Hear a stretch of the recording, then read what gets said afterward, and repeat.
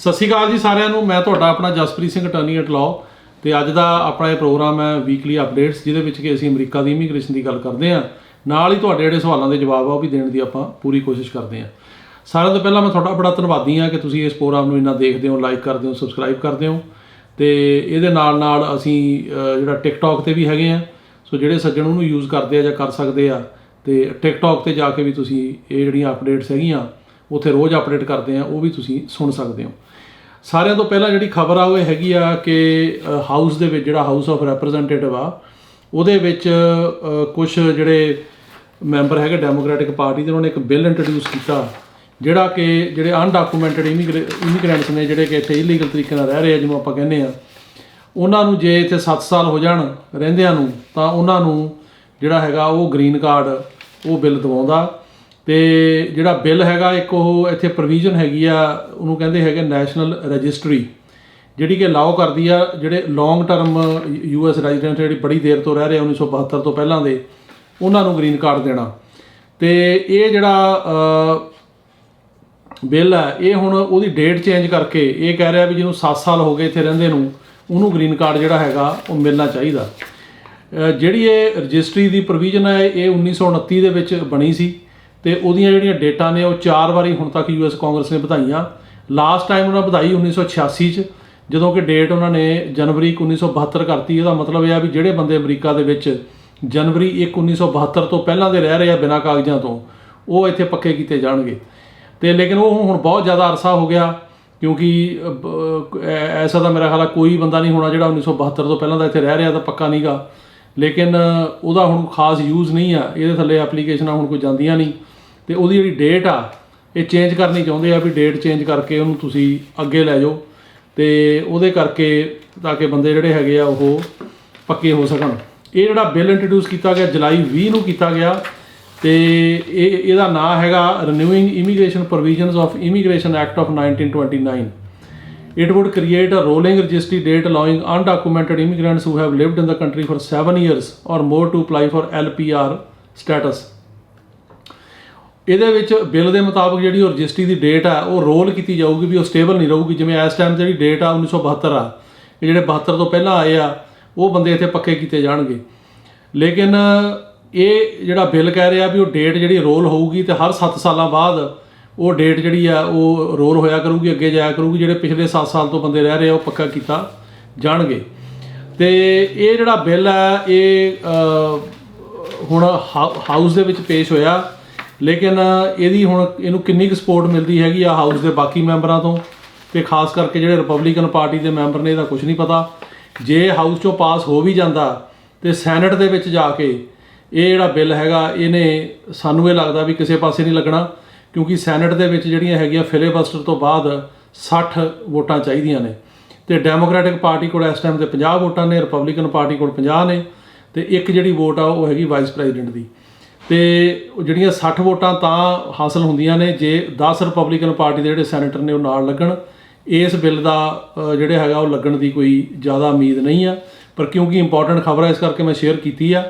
ਪਰ ਇਹਦੇ 'ਚ ਇਹਨੂੰ ਮਤਲਬ ਪਾਸ ਹੋਣ ਦੇ ਹਾਊਸ ਤੇ ਸੈਨੇਟ ਦੁਆਰਾ ਕੋਈ ਜ਼ਿਆਦਾ ਚਾਂਸ ਜਿਹੜੇ ਹੈਗੇ ਉਹ ਨਹੀਂ ਹੈਗੇ, ਕਿਉਂਕਿ ਉਹਦਾ ਕਾਰਨ ਆ ਜਿਹੜੇ ਪਿੱਛੇ 2 ਬਿੱਲ ਹਾਊਸ ਨੇ ਪਾਸ ਕਰਕੇ ਸੈਨੇਟ 'ਚ ਭੇਜੇ ਆ, ਉਹਨਾਂ ਦੇ ਵਿੱਚ ਵੀ ਜਿਹੜੇ ਡਾਕਾ ਵਾਲਿਆਂ ਨੂੰ ਪੱਕਾ ਕਰਨ ਦੀਆਂ ਪ੍ਰੋਵੀਜ਼ਨਾਂ ਨੇ ਜਾਂ ਹੋਰ ਇਮੀਗ੍ਰੈਂਟਸ ਨੂੰ ਜਿਹੜੇ ਸਟੇਟਸ ਦੇਣ ਦੀਆਂ, ਉਹ ਵੀ ਅਜੇ ਤੱਕ ਸੈਨੇਟ ਨੇ ਪਾਸ ਨਹੀਂ ਕੀਤੇ, ਟੇਕ ਅਪ ਨਹੀਂ ਕੀਤੇ।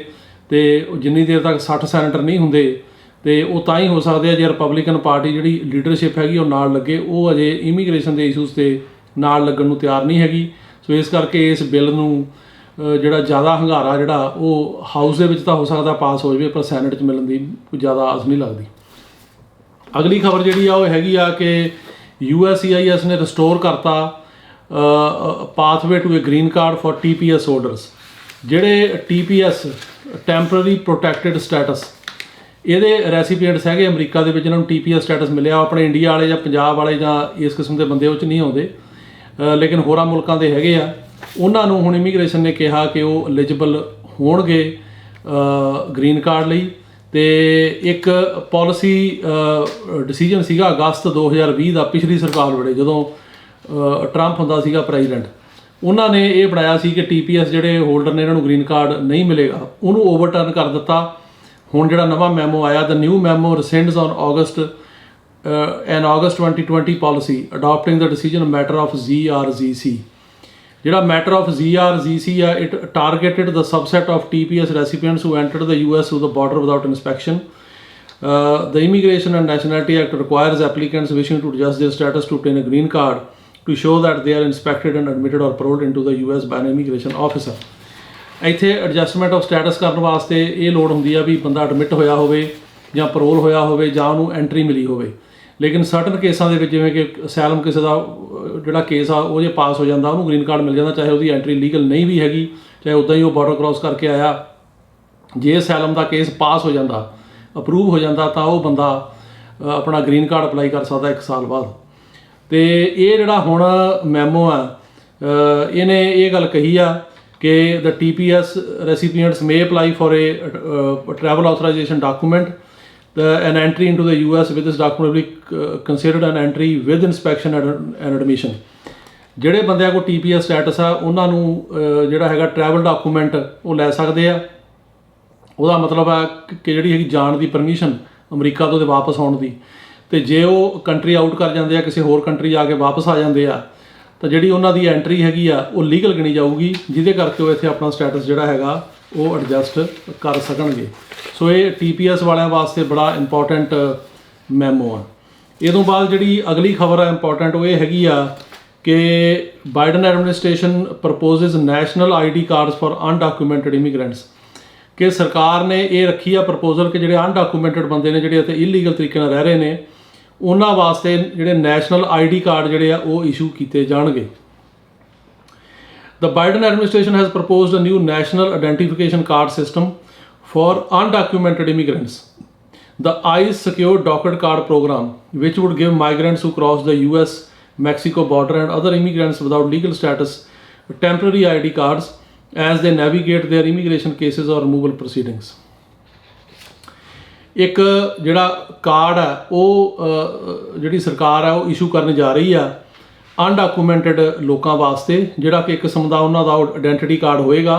ਅਤੇ ਉਸ ਰਾਹੀਂ ਉਹ ਮਤਲਬ ਉਹਨਾਂ ਦੀ ID ਬਣ ਜਾਏਗੀ, ਅਤੇ ਉਸ ਰਾਹੀਂ ਉਹਨਾਂ ਦਾ ਉੱਤੇ ਨੰਬਰ ਹੋਏਗਾ, ਜਾਣਕਾਰੀ ਹੋਏਗੀ, ਅਤੇ ਉਹ ਕਾਰਡ ਨੂੰ ਫਿਰ ਜਿੱਥੇ ਵੀ ਲੋੜ ਹੋਵੇ ਉੱਥੇ ਦਿਖਾ ਸਕਦੇ ਨੇ। ਕਿਉਂਕਿ ਉਹਨਾਂ ਕੋਲ ਜ਼ਿਆਦਾ ਵਰਕ ਪਰਮਿਟ ਨਹੀਂ ਹੁੰਦਾ। ਵਰਕ ਪਰਮਿਟ ਤੋਂ ਬਿਨਾਂ ਕਈ ਵਾਰ ਡਰਾਈਵਰ ਲਾਇਸੈਂਸ ਲੈਣ 'ਚ ਪ੍ਰੋਬਲਮ ਆ ਜਾਂਦੀ ਆ, ਪਰ ਇਹ ਕਾਰਡ 'ਤੇ ਤੁਸੀਂ ਡਰਾਈਵਿੰਗ ਵਗੈਰਾ ਤਾਂ ਨਹੀਂ ਕਰ ਸਕਦੇ, ਪਰ ਇੱਕ ਕਿਸਮ ਦੀ ID ਬਣ ਜਾਏਗੀ ਇਹ। ਅਤੇ ਅਜੇ ਇਹ ਜਿਹੜਾ ਪ੍ਰੋਗਰਾਮ ਹੈ ਇਹ ਸ਼ੁਰੂ ਨਹੀਂ ਹੋਇਆ, ਲੇਕਿਨ ਜਿਹੜੇ ID ਕਾਰਡਸ ਨੇ ਉਹ ਕਹਿ ਰਹੇ ਉਹਨਾਂ 'ਤੇ ਫੋਟੋ ਹੋਏਗੀ, ਬਾਇਓਗ੍ਰਾਫੀਕਲ ਇਨਫੋਰਮੇਸ਼ਨ ਹੋਏਗੀ ਅਤੇ QR ਕੋਡ ਹੋਏਗਾ। ਉਹ ਕੋਡ ਰਾਹੀਂ ਫਿਰ ਜੇ ਕੋਈ ਵੀ ਜਿਹੜਾ ਗਵਰਨਮੈਂਟ ਅਫੀਸ਼ੀਅਲ ਆ ਉਹ ਸਟੇਟਸ ਚੈੱਕ ਕਰ ਸਕੇਗਾ ਉਸ ਬੰਦੇ ਦਾ। ਅਤੇ ਇਹ ਜਿਹੜਾ ਪ੍ਰੋਗਰਾਮ ਹੈ it is design to modernise the immigration system ਨੂੰ ਮਾਡਰਨਾਈਜ਼ ਕਰਨ ਦੀ ਮਨਸ਼ਾ ਨਾਲ ਕੀਤਾ ਜਾ ਰਿਹਾ। ਅਤੇ ਅਜੇ ਇਹ ਜਿਹੜਾ ਪ੍ਰੋਗਰਾਮ ਹੈ ਸ਼ੁਰੂ ਨਹੀਂ ਹੋਇਆ, ਪਰ ਇਹਨਾਂ ਦੀ ਹੈਗੀ ਹੈ ਸਰਕਾਰ ਦੀ ਪ੍ਰੋਵੀਜ਼ਨ ਵੀ ID ਕਾਰਡ ਜਿਹੜੇ ਦਿੱਤੇ ਜਾਣ। ਆਉਣ ਵਾਲੇ ਮਹੀਨਿਆਂ ਦੇ ਵਿੱਚ ਇਹਦੇ ਬਾਰੇ ਜਿਹੜੀ ਹੈ ਉਹ ਹੋ ਸਕਦਾ ਸਰਕਾਰ ਇਸ਼ੂ ਕਰੇ ਅਤੇ ਆਪਾਂ ਜਾਣਕਾਰੀ ਜਿਹੜੀ ਦਿੰਦੇ ਰਹਾਂਗੇ। ਅਗਲਾ ਹੈਗਾ ਕਿ USCIS announced that it is transitioning the process of special immigrant visa SIV classifications to Department of State and making changes to its policy manual that expands the eligibility requirements for Afghan and Iraqi SIVs. ਜਿਹੜੇ SIVs ਹੈਗੇ special ਇਮੀਗਰੈਂਟ ਜਿਹੜੇ ਵੀਜ਼ੇ ਦੇ under ਆਉਂਦੇ ਨੇ, ਉਹਨਾਂ ਦੇ ਵਿੱਚ ਉਹ ਐਕਸਪੈਂਡ ਕਰ ਰਹੇ ਨੇ ਕਿ ਇਰਾਕੀ ਦੇ ਜਿਹੜੇ ਅਫਗਾਨੀ ਬੰਦੇ ਨੇ ਜਿਨ੍ਹਾਂ ਨੇ ਕਿ ਅਮਰੀਕਾ ਦੀ ਹੈਲਪ ਕੀਤੀ ਆ ਪਿੱਛੇ, ਉਹਨਾਂ ਨੂੰ ਉਹ ਕਹਿ ਰਹੇ ਆ ਕਿ ਅਸੀਂ ਉਹਨਾਂ ਦਾ ਜਿਹੜਾ ਵੀਜ਼ਾ ਪ੍ਰੋਗਰਾਮ ਹੈ ਉਹ ਵਧਾਵਾਂਗੇ। ਕੋਈ ਕਾਫੀ ਲੋਕਾਂ ਨੂੰ ਪ੍ਰੋਬਲਮ ਆ ਰਹੀ ਹੈ, ਵੀਜ਼ੇ ਨਹੀਂ ਮਿਲ ਰਹੇ, ਅਤੇ ਗੌਰਮੈਂਟ ਨੇ ਕਿਹਾ ਕਿ ਅਸੀਂ ਉਹ ਇਨਕਰੀਜ਼ ਉਹਦੇ ਨੰਬਰਸ ਵਗੈਰਾ ਜਿਹੜੇ ਉਹ ਕਰਾਂਗੇ। ਅਗਲੀ ਜਿਹੜੀ ਖਬਰ ਹੈ ਜੀ ਉਹ ਹੈਗੀ ਆ ਲਾਅ ਸੂਟਾਂ ਬਾਰੇ, ਕਿ ਕਿਉਂਕਿ ਇੰਨੀਆਂ ਡਿਲੇਜ਼ ਹੈਗੀਆਂ ਇਮੀਗ੍ਰੇਸ਼ਨ ਦੇ ਵਿੱਚ ਵੀ, ਕਾਫੀ ਲੋਕ ਜਿਹੜੇ ਆ ਉਹ ਕੇਸ ਕਰ ਰਹੇ ਨੇ ਡਿਸਟ੍ਰਿਕਟ ਕੋਰਟਾਂ ਦੇ ਵਿੱਚ USCIS ਦੇ ਖਿਲਾਫ, ਜਿਨ੍ਹਾਂ ਦੀਆਂ ਕਿ ਡੇਟਾ ਨਹੀਂ ਸਿਟੀਜ਼ਨਸ਼ਿਪ ਦੀਆਂ ਆਈਆਂ ਜਾਂ ਗ੍ਰੀਨ ਕਾਰਡ ਹੀ ਨਹੀਂ ਇਸ਼ੂ ਹੋਏ। ਸੋ ਇਸ ਕਿਸਮ ਦੇ ਤੇ ਕਾਫੀ ਜ਼ਿਆਦਾ ਕੇਸ ਜਿਹੜੇ ਆ ਹੁਣ ਵੱਧ ਗਏ ਆ, ਕਿਉਂਕਿ ਬਹੁਤ ਜ਼ਿਆਦਾ ਬੈਕਲੌਗ ਹੈ ਇਮੀਗ੍ਰੇਸ਼ਨ ਦੇ ਵਿੱਚ। ਅਤੇ ਇਹਦੇ 'ਚ ਜਿਹੜੀ ਡਾਟਾ ਹੈਗਾ, ਇਨ May 2022 the federal courts recorded 647 immigration related lawsuits.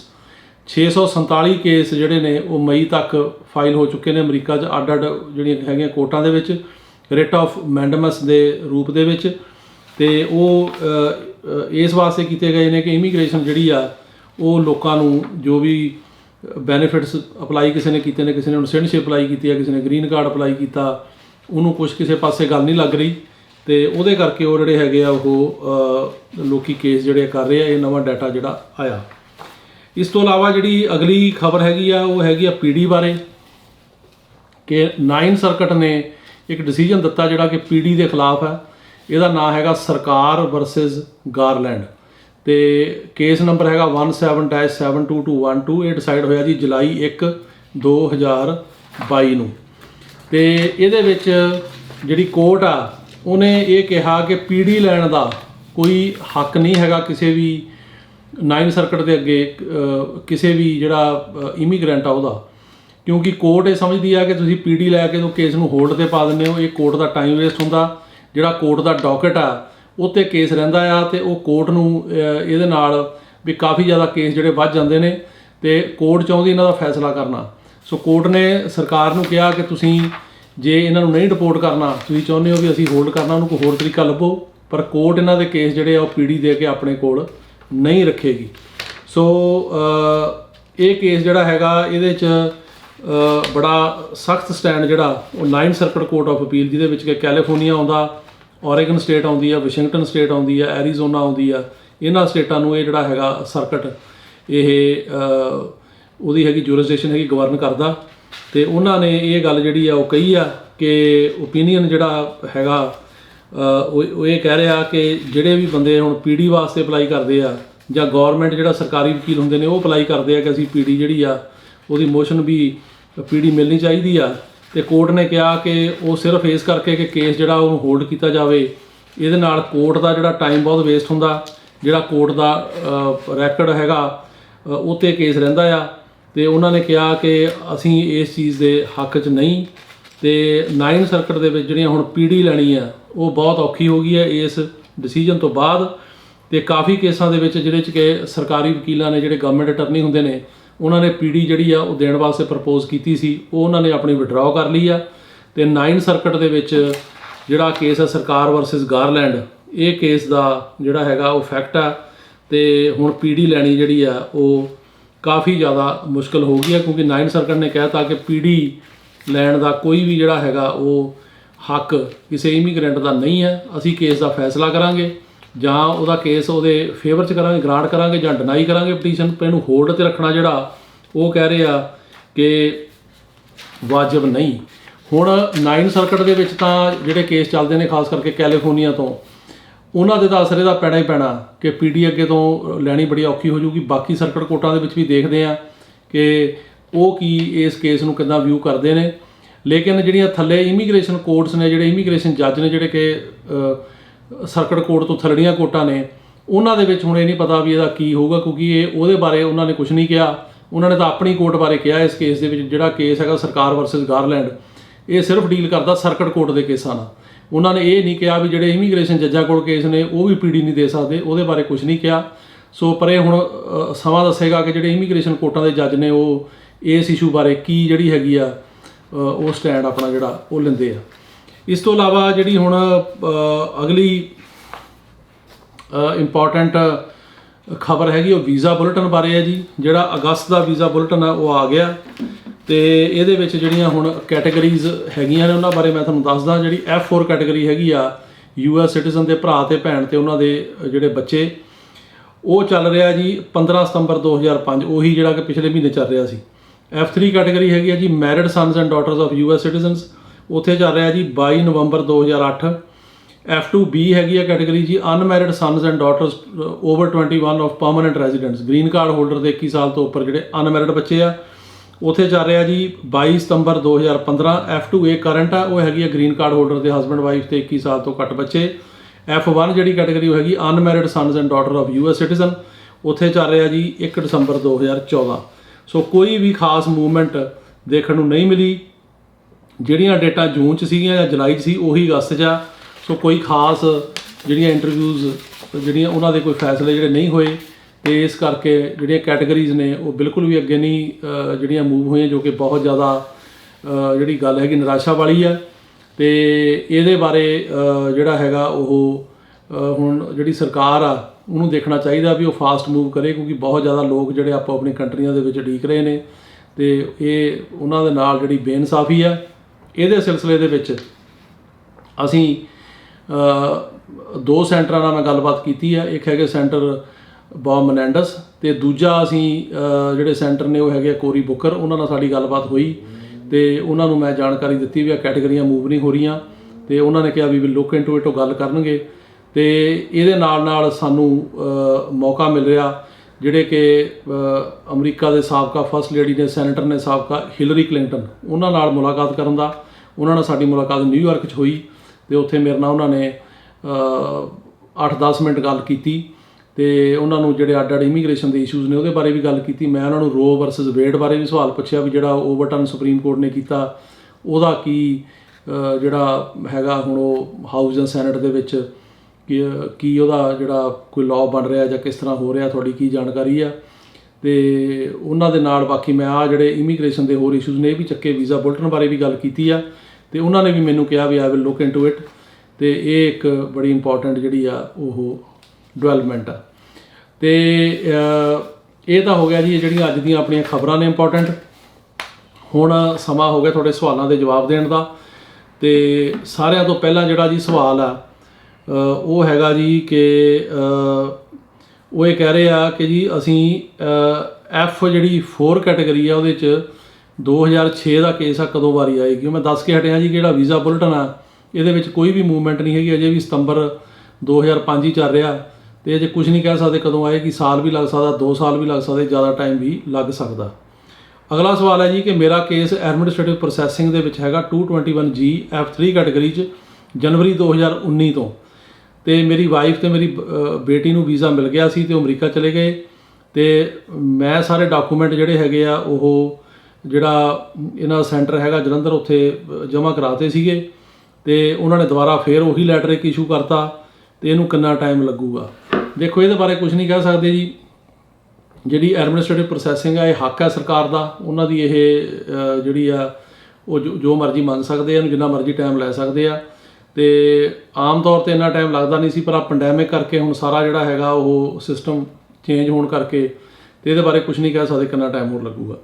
ਅਗਲਾ ਸਵਾਲ ਹੈ ਜੀ ਕਿ ਮੇਰੇ ਹਸਬੈਂਡ ਨੇ ਅਪਲਾਈ ਕੀਤਾ ਜੀ F2A ਕੈਟੇਗਰੀ ਦਾ ਕੇਸ 2019 'ਚ ਤੇ ਸਾਨੂੰ RFEI USCIS ਵੱਲੋਂ 2022 'ਚ ਡਾਕੂਮੈਂਟ ਭੇਜ ਦਿੱਤੇ ਆ, ਜੇ ਕੋਈ ਜਵਾਬ ਨਹੀਂ ਆਇਆ। ਇਹਨੂੰ ਟਾਈਮ ਲੱਗੂਗਾ ਜੀ।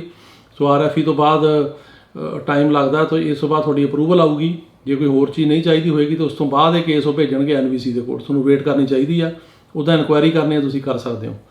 ਅਗਲਾ ਸਵਾਲ ਹੈ ਜੀ ਕਿ ਮੈਂ ਆਪਣੀ ਵਾਈਫ ਦਾ ਅਪਲਾਈ ਕੀਤਾ 2019 'ਚ ਤੇ ਫਰਵਰੀ 2021 ਦੇ ਵਿੱਚ ਜਿਹੜੇ ਹੈਗੇ ਆ ਉਹ ਮੈਂ ਹੁਣ ਸਿਟੀਜ਼ਨ ਬਣ ਗਿਆ ਤੇ ਮੈਨੂੰ ਆਪਣਾ ਜਿਹੜਾ ਸਟੇਟਸ ਚੇਂਜ ਕੀਤੇ ਨੂੰ ਵੀ ਮਹੀਨੇ ਡੇਢ ਤੋਂ ਉੱਪਰ ਹੋ ਗਿਆ ਤਾਂ ਕਦੋਂ ਇੰਟਰਵਿਊ ਆਏਗੀ? ਇਹਨੂੰ ਟਾਈਮ ਲੱਗੇਗਾ ਜੀ, ਲੇਕਿਨ ਤੁਸੀਂ ਜੇ ਇਨਫੋਰਮ ਕਰਤਾ ਇਮੀਗ੍ਰੇਸ਼ਨ ਨੂੰ ਤਾਂ ਉਹ ਤੁਸੀਂ ਉਹਨਾਂ ਨਾਲ ਟੇਕ ਅਪ ਫਿਰ ਦੁਬਾਰਾ ਕਰੋ, ਉਹਨੂੰ ਜਿਹੜਾ ਫੋਲੋ ਕਰੋ, ਕਿਉਂਕਿ ਜੇ ਤੁਸੀਂ ਸਿਟੀਜ਼ਨ ਬਣ ਗਏ ਤਾਂ ਉਹ ਕੈਟੇਗਰੀ ਚੇਂਜ ਹੋ ਜਾਏਗੀ ਤੇ ਜਿਹੜੀ US ਸਿਟੀਜ਼ਨ ਦੇ ਹਸਬੈਂਡ ਵਾਈਫ ਦੀ ਕੈਟੇਗਰੀ ਆ ਉਹ ਜ਼ਿਆਦਾ ਫਾਸਟ ਕੈਟੇਗਰੀ ਹੈਗੀ ਹੈ ਗ੍ਰੀਨ ਕਾਰਡ ਹੋਲਡਰ ਨਾਲੋਂ। ਅਗਲਾ ਸਵਾਲ ਹੈ ਜੀ ਕਿ ਆਈਸ ਕੇਸਾਂ ਦੀ ਜਿਹੜੀ ਪ੍ਰੋਗਰੈਸ ਕੀ ਆ? ਅਸੀਂ ਫਰਵਰੀ 2020 'ਚ ਕੇਸ ਅਪਲਾਈ ਕੀਤਾ ਸੀ, ਫਿੰਗਰਪ੍ਰਿੰਟ ਹੋ ਗਏ ਸੀ ਮਾਰਚ 2020 'ਚ, ਪਰ ਕੇਸ ਪਟੀਸ਼ਨ ਅਜੇ ਤੱਕ ਕੋਈ ਜਿਹੜੀ ਸ਼ੋ ਨਹੀਂ ਹੋ ਰਹੀ ਕਦੋਂ ਹੀਅਰਿੰਗ ਹੋਏਗੀ।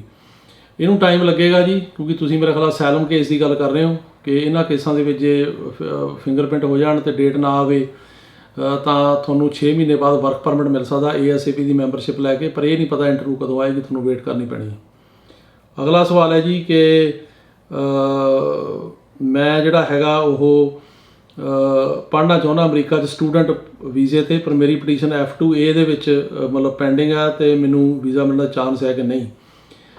ਘੱਟ ਚਾਂਸ ਹੈ ਜੀ, ਕਿਉਂਕਿ ਜਦੋਂ ਵੀ ਤੁਹਾਡਾ ਕਿਸੇ ਨੇ ਇਮੀਗ੍ਰੈਂਟ ਵੀਜ਼ਾ ਅਪਲਾਈ ਕੀਤਾ ਹੋਵੇ ਤਾਂ ਜਿਹੜਾ ਸਟੂਡੈਂਟ ਵੀਜ਼ਾ ਜਾਂ ਵਿਜ਼ਟਰ ਵੀਜ਼ਾ ਉਹ ਮਿਲਣ ਦੇ ਚਾਂਸ ਘੱਟ ਹੈ, ਕਿਉਂਕਿ ਉਹਦੇ 'ਚ ਇੰਟੈਂਟ ਇਹ ਹੋ ਜਾਂਦੀ ਵੀ ਤੁਸੀਂ ਉੱਥੇ ਰਹਿਣ ਜਾਣਾ, ਮੁੜ ਕੇ ਵਾਪਸ ਨਹੀਂ ਆਉਣਾ।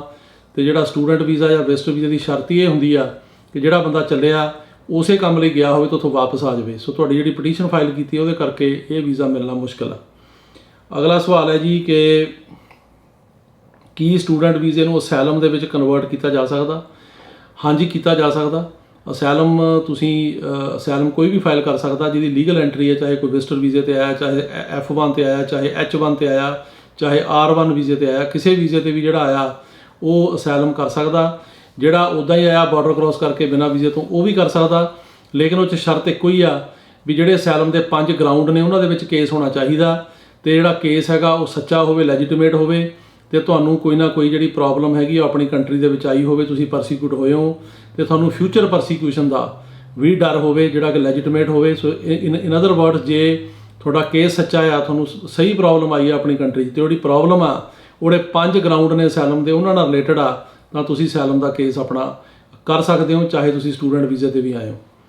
ਅਗਲਾ ਸਵਾਲ ਹੈ ਜੀ ਕਿ F4 ਦੀ ਅਪਡੇਟ ਬਾਰੇ ਕੁਝ ਦੱਸੋ, ਤੇ ਇਹ ਇੰਨੀ ਜ਼ਿਆਦਾ ਟਾਈਮ ਕਿਉਂ ਲੱਗ ਰਿਹਾ, ਤੇ ਇਹ ਵੀਜ਼ਾ ਜਿਹੜੀ ਸਰਕਾਰ ਹੈ ਇਹਨਾਂ ਨੇ ਆਪਣਾ ਸੁਝਾਅ ਦਿੱਤਾ ਵੀ ਸਰਕਾਰ $5,000 ਤੋਂ $7,000 ਲੈ ਕੇ ਵੀਜ਼ਾ ਇਸ਼ੂ ਜਿਹੜਾ ਉਹ ਕਰੇ। ਥੋੜਾ ਸੁਝਾਅ ਤਾਂ ਜਿਹੜਾ ਬਹੁਤ ਵਧੀਆ ਪਹਿਲਾਂ ਵੀ ਆਇਆ। ਪਹਿਲਾਂ ਗੱਲ ਇਹ ਉੱਠੀ ਸੀਗੀ ਕਿ ਜੀ ਤੁਸੀਂ $2,500 ਐਕਸਟਰਾ ਦੇ ਕੇ ਤੇ ਉਹ ਕਰ ਸਕਦੇ ਹੋ। ਇਹ ਵੀ ਉੱਠੀ ਆ, ਜਿਹੜਾ ਇੱਕ ਬਿੱਲ ਜਿਹੜਾ ਹੈਗਾ ਉਹ ਪਾਸ ਹੋ ਕੇ ਹਾਊਸ ਤੋਂ ਸੈਨੇਟ 'ਚ ਗਿਆ ਵੀ ਵੀਜ਼ਾ ਨੰਬਰ ਵਧਾ ਦਿਓ, ਤੇ ਉਹਨਾਂ ਬੰਦਿਆਂ ਨੂੰ ਇੱਥੇ ਟੈਂਪਰੇਰੀ ਵੀਜ਼ੇ ਦੇ ਕੇ ਇੱਥੇ ਆਉਣ ਦੀ ਜਿਹੜੀ ਹੈਗੀ ਆ ਉਹ ਪਰਮਿਸ਼ਨ ਦਿਓ ਜਿਨ੍ਹਾਂ ਦੇ ਕੇਸਾਂ ਨੂੰ ਇੰਨੇ ਸਾਲ ਹੋ ਗਏ, ਤਾਂ ਕਿ ਉਹ ਇੱਥੇ ਆ ਕੇ ਆਪਣਾ ਸਟੇਟਸ ਐਡਜਸਟ ਕਰ ਸਕਣ। ਇਸ ਕਿਸਮ ਦੀਆਂ ਹੈਗੀਆਂ, ਪਰ ਲੱਗਦਾ ਨਹੀਂ ਕਿ ਇਹ ਹੋਵੇ, ਕਿਉਂਕਿ ਰੀਜ਼ਨ ਉਹਦਾ ਹੈਗਾ ਵੀ ਜਿਹੜੀਆਂ ਇੱਦਾਂ ਦੀਆਂ ਚੇਂਜਸ ਨੇ ਉਹ ਕਾਂਗਰਸ ਦੇ ਥਰੂ ਜਾਂਦੀਆਂ ਨੇ, ਉਹ ਸਰਕਾਰ ਆਪਣੇ ਆਪ ਨਹੀਂ ਕਰ ਸਕਦੀ, ਤੇ ਉਹਦੇ ਵਾਸਤੇ ਜਿਹੜਾ ਬਿੱਲ ਹੈਗਾ ਉਹ ਹਾਊਸ ਤੇ ਸੈਨੇਟ ਦੋਨਾਂ ਤੋਂ ਪਾਸ ਹੋਣਾ ਚਾਹੀਦਾ। ਤੇ ਪੋਜੀਸ਼ਨ ਇੱਥੇ ਇਹ ਆ ਕਿ ਜਿਹੜਾ ਸੈਨੇਟ ਹੈਗਾ ਉਹਦੇ 'ਚ 60 ਵੋਟਾਂ ਚਾਹੀਦੀਆਂ ਨੇ, ਤੇ 60 ਵੋਟਾਂ ਜਿਹੜੇ ਇਮੀਗ੍ਰੇਸ਼ਨ ਦੇ ਫੇਵਰ 'ਚ ਬੰਦੇ ਨੇ ਉਹਨਾਂ ਕੋਲ ਨਹੀਂ ਹੈਗੀਆਂ, ਤੇ ਇਸ ਕਰਕੇ ਉਹ ਕੋਈ ਵੀ ਬਿੱਲ ਜਿਹੜਾ ਹੁੰਦਾ ਉਹ ਜਾ ਕੇ ਸੈਨੇਟ ਦੇ ਵਿੱਚ ਅੱਗੇ ਨਹੀਂ ਤੁਰਦਾ। ਤੇ ਜੇ ਹਾਊਸ ਇਕੱਲਾ ਪਾਸ ਕਰ ਵੀ ਦੇਵੇ ਤੇ ਸੈਨੇਟ ਨਾ ਕਰੇ ਤਾਂ ਲਾ ਨਹੀਂ ਬਣਦਾ। ਸੋ ਇਸ ਕਰਕੇ ਇਹਦੇ ਵਿੱਚ ਕੋਈ ਚੇਂਜ ਹੋਣ ਦੀ ਮੈਨੂੰ ਉਮੀਦ ਨਹੀਂ ਲੱਗਦੀ। ਅਗਲਾ ਸਵਾਲ ਹੈ ਜੀ ਕਿ ਅਸੀਂ 2 ਭਰਾ ਤੇ ਸਾਡੀ ਸਿਸਟਰ ਇੰਡੀਆ ਦੇ ਵਿੱਚ ਆਵਰ ਕੇਸ 2005 ਦੇ ਵਿੱਚ ਅਪਲਾਈ ਕੀਤਾ ਸੀ F4 ਦੇ ਵਿੱਚ, ਤੇ ਡਾਕੂਮੈਂਟਰੀ ਕੁਆਲੀਫਾਈ ਹੋ ਗਿਆ। ਤੇ ਜਿਹੜੀ ਸਿਸਟਰ ਦੀ ਜਿਹੜੀ ਇੰਟਰਵਿਊ ਆਈ ਆ, ਪਰ ਸਾਡੇ ਦੋਵਾਂ ਦੀ ਅਜੇ ਨਹੀਂ ਆਈ, ਤੇ ਹੁਣ ਇਹਨੂੰ ਕਿੰਨਾ ਟਾਈਮ ਲੱਗੂਗਾ ਇਹਦੇ ਬਾਰੇ ਕੁਝ ਨਹੀਂ ਕਹਿ ਸਕਦੇ ਜੀ, ਕਿਉਂਕਿ ਇਮੀਗ੍ਰੇਸ਼ਨ ਵਾਲੇ ਟਾਈਮ ਲੈ ਰਹੇ ਨੇ। ਜਿਵੇਂ ਹੁਣ ਦੱਸ ਕੇ ਹਟਿਆ ਵੀ ਕੈਟੇਗਰੀਆਂ ਮੂਵ ਨਹੀਂ ਹੋਈਆਂ, ਤੁਹਾਡੀ ਕਦੋਂ ਆਊਗੀ ਇਹਦੇ ਬਾਰੇ ਆਪਾਂ ਅਜੇ ਕੁਝ ਨਹੀਂ ਕਹਿ ਸਕਦੇ। ਅਗਲਾ ਸਵਾਲ ਹੈ ਜੀ ਕਿ ਸਪਟੈਂਬਰ ਦੀ ਇੰਟਰਵਿਊ ਦਾ ਸਕੈਜੂਲ ਕਦੋਂ ਜਿਹੜਾ ਹੈਗਾ ਉਹ ਫੈਮਿਲੀ ਕੈਟੇਗਰੀ ਦਾ ਹੋਏਗਾ। ਅਜੇ ਕੁਝ ਨਹੀਂ ਕਹਿ ਸਕਦੇ ਜੀ, ਅਜੇ ਤਾਂ ਉਹ ਕਹਿਣ ਨੂੰ ਕਹਿ ਰਿਹਾ ਕਿ ਸਪਟੈਂਬਰ ਚੱਲ ਰਿਹਾ 2005 ਹੈਗਾ F4 ਕੈਟੇਗਰੀ 'ਚ, ਪਰ ਮੇਰੀ ਜਾਣਕਾਰੀ ਆ ਕਿ ਕਈ ਲੋਕ ਜਿਹੜੇ ਫਰਵਰੀ ਮਾਰਚ 2005 ਦੇ ਵੀ ਹੈਗੇ, ਉਸ ਤੋਂ ਪਹਿਲਾਂ ਦੇ, ਉਹਨਾਂ ਨੂੰ ਅਜੇ ਤੱਕ ਵੀਜ਼ਾ ਨਹੀਂ ਮਿਲਿਆ। ਅਗਲਾ ਸਵਾਲ ਹੈ ਜੀ ਕਿ ਜਿਹੜੀ ਇਹ ਦੱਸੋ ਕਿ F4 ਕੈਟੇਗਰੀ 2007 'ਚ ਅਪਲਾਈ ਕੀਤਾ ਆ, ਤੇ ਮੈਂ ਕੀ ਅਮਰੀਕਾ ਦੇ ਵਿੱਚ ਸਟੂਡੈਂਟ ਵੀਜ਼ੇ ਲਈ ਅਪਲਾਈ ਕਰ ਸਕਦੀ ਹਾਂ। ਇਹਦੇ ਬਾਰੇ ਮੈਂ ਦੱਸ ਕੇ ਹਟਿਆ ਜੀ ਪਹਿਲਾਂ ਕਿ ਸਟੂਡੈਂਟ ਵੀਜ਼ਾ ਤੁਸੀਂ ਅਪਲਾਈ ਤਾਂ ਕਰ ਸਕਦੇ ਹੋ, ਪਰ ਕਿਉਂਕਿ ਤੁਹਾਡੀ ਇਮੀਗ੍ਰੈਂਟ ਪਟੀਸ਼ਨ ਲੱਗੀ ਆ ਤਾਂ ਤੁਹਾਨੂੰ ਮਿਲਣ ਦੀ ਉਮੀਦ ਬਹੁਤ ਘੱਟ ਆ, ਕਿਉਂਕਿ ਉਹਨਾਂ ਨੂੰ ਇਹ ਲੱਗਦਾ ਕਿ ਤੁਸੀਂ ਜਿਹੜਾ ਹੈਗਾ ਉਹ ਵਾਪਸ ਨਹੀਂ ਜਾਣਾ। ਸੋ ਤੁਹਾਨੂੰ ਜ਼ਿਆਦਾ ਜਿਹੜੀ ਹੈਗੀ ਆ ਉਹ ਉਮੀਦ ਨਹੀਂ। ਅਗਲਾ ਸਵਾਲ ਹੈ ਜੀ ਕਿ ਅੰਬੈਸੀ ਜਿਹੜੀ ਬੰਬੇ ਤੋਂ ਦਿੱਲੀ ਕਦੋਂ ਸ਼ਿਫਟ ਹੋਏਗੀ। ਇਹਦੇ ਬਾਰੇ ਅਸੀਂ ਕੋਸ਼ਿਸ਼ ਕਰ ਰਹੇ ਹਾਂ ਜੀ। ਹੁਣ ਵੀ ਅਸੀਂ ਇਹ ਮਸਲਾ ਉਠਾਇਆ, ਮੈਂ ਇਹ ਮਸਲਾ ਹਿਲਰੀ ਕਲਿੰਟਨ ਕੋਲ ਵੀ ਉਠਾਇਆ, ਸੈਨੇਟਰਾਂ ਕੋਲ ਵੀ ਉਠਾਇਆ, ਉਹਨਾਂ ਕੋਲ ਆ ਜਿਹੜੀਆਂ ਆਪਣੇ ਕੈਟੇਗਰੀਆਂ ਨਹੀਂ ਤੁਰ ਰਹੀਆਂ ਇਹਦਾ ਵੀ ਉਠਾਇਆ, ਤੇ ਉਹ ਕਹਿੰਦੇ ਸੀ we will look into it, ਤੁਹਾਨੂੰ ਦੱਸਾਂਗੇ ਕੀ ਆ, ਹੁਣ ਦੇਖਦੇ ਹਾਂ ਕੀ ਮਤਲਬ ਕਰਦੇ ਆ, ਸਾਡੀ ਕੋਸ਼ਿਸ਼ ਜਾਰੀ ਹੈ। ਅਗਲਾ ਸਵਾਲ ਹੈ ਜੀ ਕਿ 2011 'ਚ ਅਪਲਾਈ ਕੀਤੀ ਸੀ F3 ਕੈਟੇਗਰੀ ਦੇ ਵਿੱਚ ਕੇਸ, ਤੇ ਉਸ ਤੋਂ ਬਾਅਦ ਸਾਨੂੰ ਕਿੰਨਾ ਟਾਈਮ ਲੱਗੂਗਾ। ਅਜੇ ਤਾਂ ਜੀ ਉੱਥੇ 2000 ਤੁਸੀਂ 11 'ਚ ਕੀਤਾ, 2008 ਚੱਲ ਰਿਹਾ ਮੋਸਟ ਲਾਈਕਲੀ, ਤੇ ਇਹਨੂੰ ਟਾਈਮ ਲੱਗੂਗਾ। ਜਿਹੜੇ ਹੁਣ ਡਾਕੂਮੈਂਟ ਮੰਗੇ ਜਾ ਰਹੇ ਨੇ F4 ਕੈਟੇਗਰੀ 'ਚ ਉਹ ਹੈਗੇ ਆ 22 ਫਰਵਰੀ 2006, F3 'ਚ ਹੈਗੇ 8 ਨਵੰਬਰ 2009, F2B 'ਚ ਹੈਗੇ 1 ਜਨਵਰੀ 2017, F2A ਕਰੰਟ ਹੈ, ਤੇ F1 'ਚ ਹੈਗੇ 8 ਅਗਸਤ 2016, ਪਰ ਵੀਜ਼ੇ ਦੀਆਂ ਇੰਟਰਵਿਊਜ਼ ਅਜੇ ਨਹੀਂ ਆ ਰਹੀਆਂ। ਅਗਲਾ ਸਵਾਲ ਹੈ ਜੀ ਕਿ ਇਹ ਸੁਝਾਅ ਦਿਓ ਸਰਕਾਰ ਨੂੰ ਕਿ ਜਿਹੜੀਆਂ F3 ਤੇ F4 ਕੈਟੇਗਰੀਜ਼ ਨੇ ਇਹਨਾਂ ਦੇ ਵਿੱਚ ਉਹ ਕਹਿ ਰਹੇ ਆ ਵੀ ਜ਼ਿਆਦਾ ਪੈਸੇ ਦੇ ਕੇ ਆਉਣ ਦਿਓ। ਇਹ ਆਲਰੇਡੀ ਜਿਹੜਾ ਸੁਝਾਅ ਗਿਆ ਹੋਇਆ, ਪਰ ਇਹਦੀ ਪ੍ਰੋਬਲਮ ਸਰਕਾਰ ਦੀ ਨਹੀਂ ਹੈਗੀ, ਇਹ ਪ੍ਰੋਬਲਮ ਹਾਊਸ ਆਫ ਰੈਪਰੈਜ਼ੈਂਟੇਟਿਵ ਤੇ ਸੈਨੇਟ ਦੀ ਆ, ਕਿਉਂਕਿ ਇਹਦੇ ਵਾਸਤੇ ਲਾਅ ਬਣਾਉਣਾ ਪੈਣਾ, ਤੇ ਲਾਅ ਜਿਹੜਾ ਇੱਥੇ ਆ ਬੜਾ ਮੁਸ਼ਕਿਲ ਬਣਦਾ, ਕਿਉਂਕਿ ਜਿਹੜੀ ਸੈਨੇਟ ਆ ਉਹਦੇ ਵਿੱਚ 60 ਵੋਟਾਂ ਚਾਹੀਦੀਆਂ ਨੇ 100 ਚੋਂ, ਤੇ ਉਹ ਹੁਣ ਜਿਹੜੀ ਦੂਜੀ ਪਾਰਟੀ ਆ ਖਾਸ ਕਰਕੇ ਰਿਪਬਲਿਕਨ, ਉਹਦੇ ਜਿਹੜੇ ਲੀਡਰ ਨੇ ਉਹ ਨਹੀਂ ਨਾਲ ਲੱਗਦੇ ਇਮੀਗ੍ਰੇਸ਼ਨ ਦੇ ਇਹੋ ਜਿਹੇ ਬਿੱਲਾਂ ਦੇ, ਇਸ ਕਰਕੇ ਪਾਸ ਹੋਣੇ ਮੁਸ਼ਕਿਲ ਆ। ਅਗਲਾ ਸਵਾਲ ਹੈ ਜੀ ਕਿ F3 ਕੈਟਾਗਰੀ ਪ੍ਰਾਇਓਰਟੀ ਡੇਟ ਹੈਗੀ ਮਾਰਚ 2009, ਵੈਲਕਮ ਲੈਟਰ ਆ ਗਿਆ ਸੀ 2020 'ਚ, ਅਤੇ ਡਾਕੂਮੈਂਟ ਜਿਹੜੇ ਕੁਆਲੀਫਾਈ ਕੇਸ ਹੋ ਗਿਆ ਸੀ 21 'ਚ, ਅਤੇ ਕਦੋਂ ਇੰਟਰਵਿਊ ਆਊਗੀ ਕੁਛ ਨਹੀਂ ਕਹਿ ਸਕਦੇ ਜੀ, ਅਜੇ ਤਾਂ ਉੱਥੇ ਬਹੁਤ ਡਿਲੇ ਆ। ਜਿਹੜਾ ਮੈਂ ਹੁਣ ਤੁਹਾਨੂੰ ਦੱਸ ਕੇ ਹਟਿਆ ਵੀਜ਼ਾ ਬੁਲੇਟਿਨ ਕਿ ਜਿਹੜਾ ਹੈਗਾ F4 ਕੈਟਾਗਰੀ 15 ਸਤੰਬਰ 2005 ਚੱਲ ਰਿਹਾ, F3 ਚੱਲ ਰਿਹਾ 22 ਨਵੰਬਰ 2008, F2B ਚੱਲ ਰਿਹਾ 22 ਸਤੰਬਰ 2015, F2A ਕਰੰਟ ਹੈ, ਅਤੇ F1 ਹੈਗਾ ਜੀ 1 ਦਸੰਬਰ 2014। ਸੋ ਇਹਦਾ ਕੁਛ ਨਹੀਂ ਪਤਾ ਜੀ ਕਿੰਨਾ ਟਾਈਮ ਲੱਗੇਗਾ। ਅਗਲਾ ਸਵਾਲ ਹੈ ਜੀ ਕਿ ਮੈਕਸੀਕੋ ਬਾਰਡਰ ਪਾਸਪੋਰਟ ਲੈ ਕੇ ਕੋਈ ਪ੍ਰੋਬਲਮ ਤਾਂ ਨਹੀਂ? ਕਾਫੀ ਲੋਕ ਜਿਹੜੇ ਉੱਥੋਂ ਬਾਰਡਰ ਕ੍ਰਾਸ ਕਰਕੇ ਆਉਂਦੇ ਪਾਸਪੋਰਟ ਨਾਲ ਲੈ ਕੇ ਆਉਂਦੇ ਆ, ਉਹਨਾਂ ਦਾ ਪਾਸਪੋਰਟ ਸਰਕਾਰ ਰੱਖ ਲੈਂਦੀ ਆ, ਉਹਦੇ ਕਰਕੇ ਕੋਈ ਪ੍ਰੋਬਲਮ ਨਹੀਂ ਆਉਂਦੀ। ਇਹ ਨਹੀਂ ਹੈਗਾ ਵੀ ਜੇ ਪਾਸਪੋਰਟ ਕੋਲ ਹੈਗਾ ਤੁਹਾਨੂੰ ਰਿਪੋਰਟ ਕਰ ਦੇਣਗੇ। ਜੇ ਉਹਨਾਂ ਨੇ ਤੁਹਾਨੂੰ ਐਂਟਰੀ ਦੇਣੀ ਆ ਤਾਂ ਜੇ ਪਾਸਪੋਰਟ ਨਹੀਂ ਆ ਤਾਂ ਵੀ ਦੇਣੀ ਆ, ਜੇ ਹੈਗਾ ਤਾਂ ਵੀ ਦੇ ਦਿੰਦੇ ਆ, ਅਤੇ ਉਹ ਪਾਸਪੋਰਟ ਦਾ ਇਹਦੇ ਨਾਲ ਕੋਈ ਜ਼ਿਆਦਾ ਖਾਸ ਇਫੈਕਟ ਨਹੀਂ ਹੈ।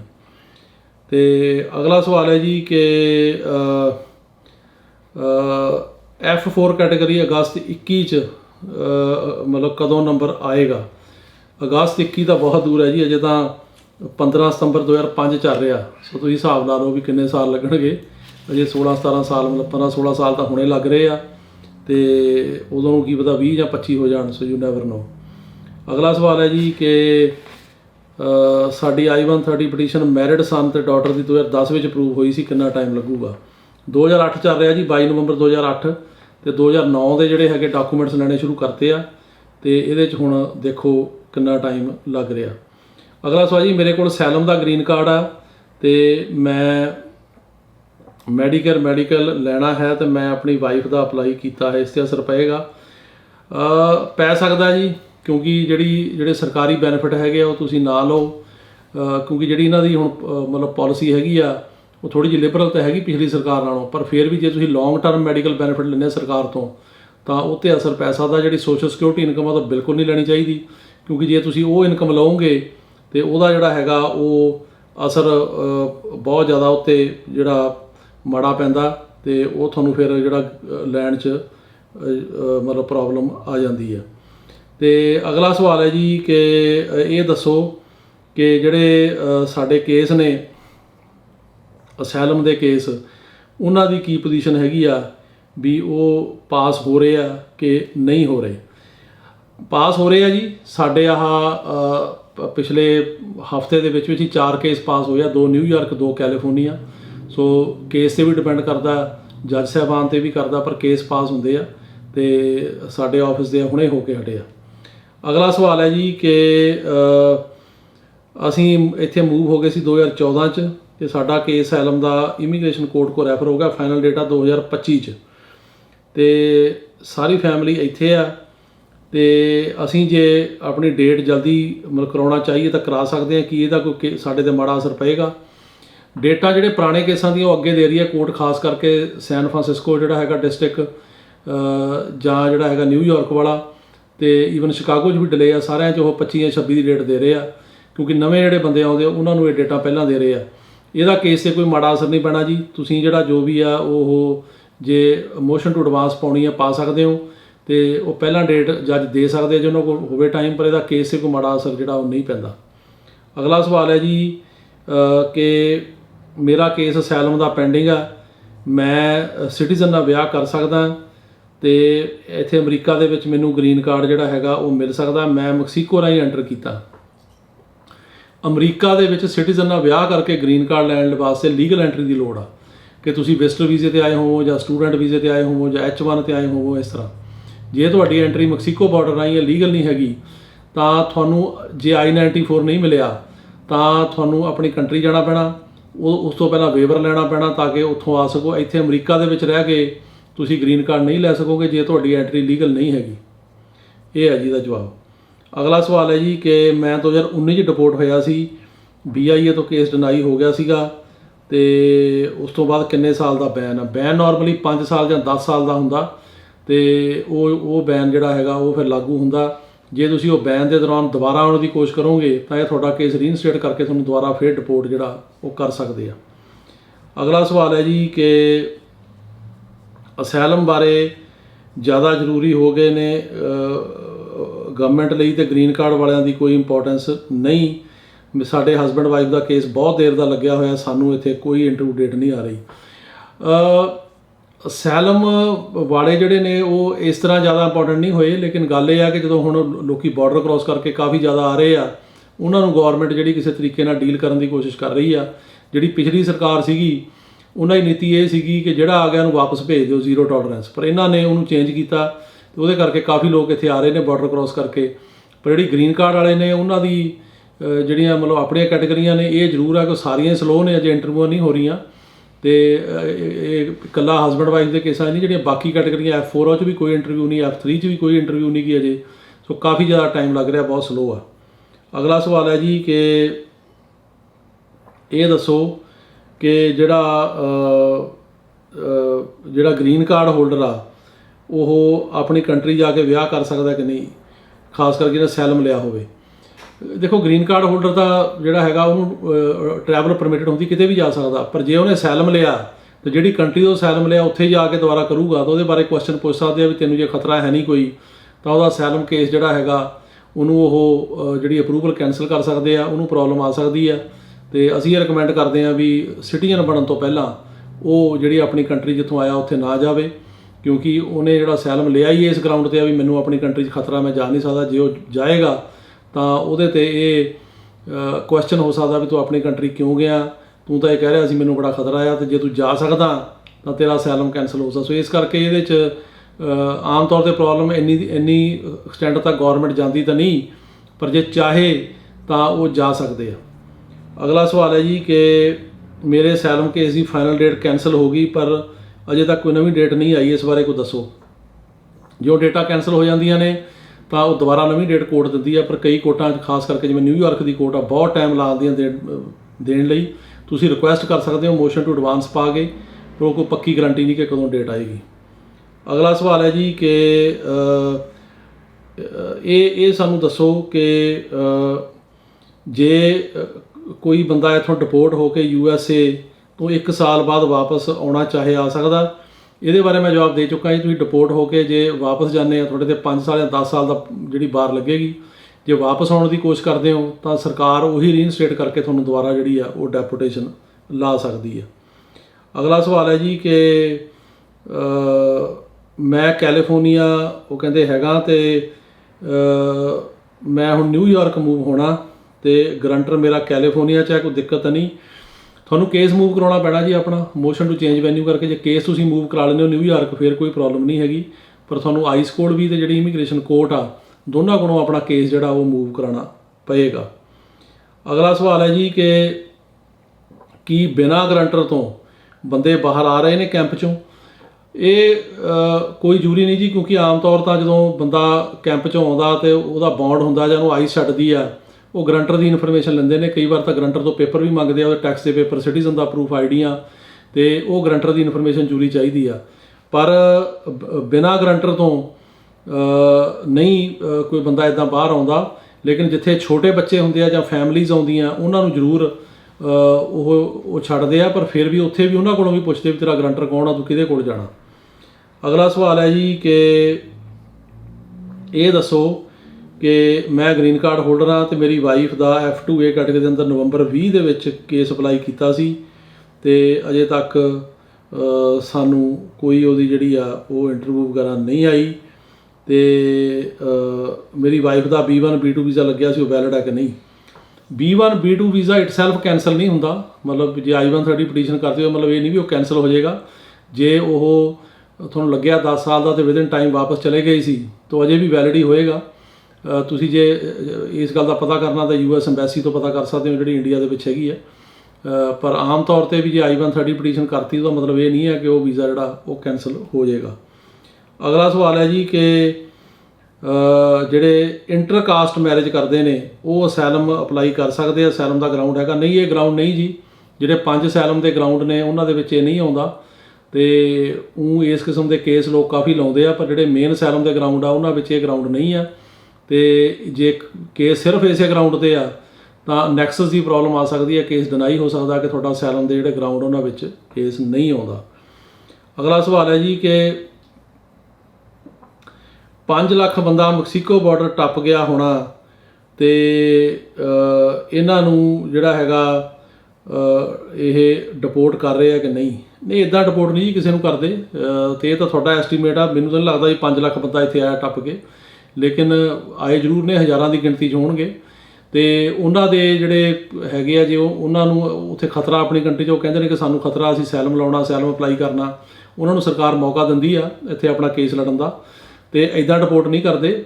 ਜੇ ਉਹਨਾਂ ਦਾ ਕੇਸ ਫੇਲ ਹੋ ਜਾਵੇ ਜਾਂ ਬਿਆਨ ਫੇਲ ਹੋ ਜਾਣ, ਫਿਰ ਉਸ ਤੋਂ ਬਾਅਦ ਜਿਹੜਾ ਹੈਗਾ ਉਹ ਡਿਪੋਰਟੇਸ਼ਨ ਦਾ ਜਿਹੜਾ ਪ੍ਰੋਸੈਸ ਸ਼ੁਰੂ ਹੁੰਦਾ। ਉਹਦੇ ਵਿੱਚ ਵੀ 2 ਗੱਲਾਂ ਨੇ, ਜੇ ਕ੍ਰੈਡੀਬਲ ਫੇਅਰ ਹੀਅਰਿੰਗ ਦੇ ਬਿਆਨ ਫੇਲ ਹੋਏ ਆ, ਉਹਦੀ ਕੋਈ ਅਪੀਲ ਨਹੀਂ ਹੁੰਦੀ, ਇੱਕ ਡੇਟ ਇਮੀਗ੍ਰੇਸ਼ਨ ਜੱਜ ਕੋਲ ਆਉਂਦੀ ਆ ਤੇ ਉਹਨਾਂ ਨੂੰ ਡਿਪੋਰਟ ਕੀਤਾ ਜਾ ਸਕਦਾ। ਤੇ ਜਿਨ੍ਹਾਂ ਦਾ ਅਸੈਲਮ ਦਾ ਕੇਸ ਲੱਗਿਆ, ਫੇਲ ਹੋ ਗਿਆ, ਪਰ ਪਹਿਲਾਂ ਬਿਆਨ ਪਾਸ ਹੋ ਗਏ ਸੀ ਕ੍ਰੈਡੀਬਲ ਦੇ, ਫਿਰ ਅਸੈਲਮ ਲਾਇਆ, ਫੇਲ ਹੋ ਗਿਆ, ਉਹ ਅਪੀਲਾਂ ਕਰ ਸਕਦੇ ਇੱਕ ਬੋਰਡ ਆਫ ਇਮੀਗ੍ਰੇਸ਼ਨ ਅਪੀਲ, ਫਿਰ ਸਰਕਟ ਕੋਰਟ 'ਚ। ਜਿੰਨੀ ਦੇਰ ਉਹਨਾਂ ਅਪੀਲਾਂ ਦੇ ਫੈਸਲੇ ਨਹੀਂ ਹੁੰਦੇ, ਉਹਨੂੰ ਇੱਦਾਂ ਡਿਪੋਰਟ ਨਹੀਂ ਕੀਤਾ ਜਾਂਦਾ। ਤੇ ਅੱਜ ਦਾ ਜਿਹੜਾ ਆਖਰੀ ਸਵਾਲ ਹੈ ਜੀ, ਤੇ ਉਹ ਇਹ ਹੈਗਾ ਕਿ ਮੈਂ USA ਮੈਕਸੀਕੋ ਰਾਹੀਂ ਆਉਣਾ ਚਾਹੁੰਦਾ, ਤੇ ਤੁਸੀਂ ਦੱਸੋ ਵੀ ਇਹ ਕੀ ਪ੍ਰੋਸੈਸ ਹੈਗਾ। ਦੇਖੋ, ਜਿਹੜੇ ਮੈਂ ਪਹਿਲੀ ਗੱਲ ਤਾਂ ਕਈ ਵਾਰੀ ਕਹਿ ਚੁੱਕਾ ਵੀ ਇਸ ਤਰੀਕੇ 'ਚ ਆਉਣਾ ਗਲਤ ਹੈ, ਗੈਰ ਕਾਨੂੰਨੀ ਆ, ਤੇ ਮੈਂ ਜਿਹੜਾ ਮੈਕਸੀਕੋ ਰਾਹੀਂ ਇੱਥੇ ਆਉਂਦੇ ਉਹਨਾਂ ਦੀ ਇਸ ਆਉਣ ਦੇ ਤਰੀਕੇ ਦੀ ਸਪੋਰਟ ਨਹੀਂ ਕਰਦਾ, ਕਿਉਂਕਿ ਜਿੱਥੇ ਤੁਹਾਡੀ ਜਾਨ ਨੂੰ ਖਤਰਾ ਹੋ ਸਕਦਾ, ਕਿਉਂਕਿ ਰਸਤਾ ਬਹੁਤ ਰਿਸਕੀ, ਜਿਹੜੇ ਬੰਦੇ ਲੈ ਕੇ ਆਉਂਦੇ ਨੇ ਉਹਨਾਂ ਦੀ ਕੋਈ ਕ੍ਰੈਡੀਬਿਲਿਟੀ ਨਹੀਂ। ਉੱਥੇ ਇਹ ਵੀ ਕੋਈ ਗਰੰਟੀ ਨਹੀਂ ਕਿ ਤੁਹਾਨੂੰ ਇੱਥੇ ਐਂਟਰੀ ਮਿਲੂਗੀ ਜਾਂ ਤੁਹਾਨੂੰ ਤੁਹਾਡੇ ਬਿਆਨ ਪਾਸ ਹੋਣਗੇ। ਸੋ ਇਸ ਕਰਕੇ ਇਹ ਤਰੀਕਾ ਗਲਤ ਹੈ, ਇਹਦੇ ਰਾਹੀਂ ਨਹੀਂ ਆਉਣਾ ਚਾਹੀਦਾ। ਪਰ ਤੁਹਾਡਾ ਸਵਾਲ ਹੈ ਵੀ ਜੇ ਕੋਈ ਆ ਰਿਹਾ ਜਾਂ ਆਉਣਾ ਚਾਹੁੰਦਾ ਉਹ ਕੀ ਕਰੇ। ਉਹਦਾ ਪ੍ਰੋਸੀਜਰ ਇਹ ਹੈ ਜੇ ਇੱਥੇ ਬੰਦਾ ਆ ਜਾਂਦਾ, ਉਹਨੂੰ ਇਹ ਇਮੀਗ੍ਰੇਸ਼ਨ ਵਾਲੇ ਜਿਹੜੇ ਆ ਜਾਂ ਕੈਂਪ 'ਚ ਲੈ ਜਾਂਦੇ ਆ, ਜਾਂ ਉਹਨੂੰ ਜਿਹੜੀ ਪੋਸਟ ਹੈਗੀ ਆ ਉਹਦੇ ਉੱਤੇ ਹੀ ਜਿਹੜੀ ਪ੍ਰੋਸੈਸਿੰਗ ਕਰਕੇ ਰਿਲੀਜ਼ ਕਰਦੇ ਆ। ਤੇ ਜੇ ਉਹ ਇਹਨੂੰ ਮਤਲਬ ਕੈਂਪ 'ਚ ਲੈ ਜਾਣ ਤਾਂ ਕੈਂਪ ਸ਼ਿਫਟ ਵੀ ਕਰ ਸਕਦੇ ਆ, ਲੂਜ਼ੀਆਨਾ ਭੇਜ ਸਕਦੇ ਆ, ਮਿਸੀਸਿਪੀ ਭੇਜ ਸਕਦੇ ਆ, ਟੈਕਸਸ ਭੇਜ ਸਕਦੇ ਆ। ਉੱਥੇ ਜਿਹੜਾ ਇਮੀਗ੍ਰੇਸ਼ਨ ਜੱਜ ਆ ਉਹਦੇ ਅੱਗੇ ਹੀਅਰਿੰਗ ਹੁੰਦੀ ਆ, ਉਹ ਬਾਉਂਡ ਕਰਦਾ। ਕਈ ਵਾਰੀ ਆਈਸ ਵਾਲੇ ਵੀ ਕਰਦੇ ਆ, ਜਿਹੜੇ ਆਈਸ ਵਾਲੇ ਕਰਦੇ ਆ ਉਹ ਥੋੜ੍ਹੇ ਪੈਸੇ ਲੱਗਦੇ, ਜਿਵੇਂ 3000 4000, ਲੇਕਿਨ ਜਿਹੜਾ ਇਮੀਗ੍ਰੇਸ਼ਨ ਜੱਜ ਬਾਉਂਡ ਕਰਦਾ ਉਹਨੂੰ $15 ਤੋਂ $20 ਦਾ ਜਿਹੜਾ ਹੁੰਦਾ ਬਾਉਂਡ ਪੈਂਦਾ।